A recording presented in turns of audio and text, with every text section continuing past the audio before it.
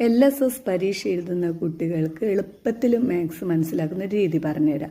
40ാമത്തെ ഒറ്റ സംഖ്യ ഏത് ഓപ്ഷൻ തന്നിട്ടുണ്ട്? 80, 79, 90, 89 അല്ലെ. അപ്പൊ ഒറ്റ സംഖ്യ എന്ന് പറഞ്ഞാൽ നമുക്കറിയാം എന്തല്ല, 1, 3, 5, 7, 9 അങ്ങനെ തുടർന്നു പോകും അല്ലെ. അപ്പോൾ ഒന്നാമത്തെ ഒറ്റ സംഖ്യയാണ് 1, രണ്ടാമത്തത് 3, മൂന്നാമത്തത് 5, നാലാമത്തത് 7, അഞ്ചാമത്തത് 9.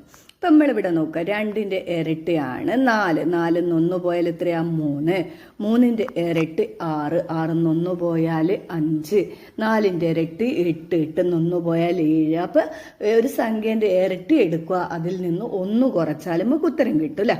അപ്പൊ നമുക്ക് ഇവിടെ ക്വസ്റ്റ്യൻ തന്നത് എത്രയാ? 40ാമത്തെ ഒറ്റ സംഖ്യയാണ്. 40ന്റെ ഇരട്ടി 80, 80ന്റെ അകത്തുനിന്ന് 1 പോയാൽ എത്രയാ? 79.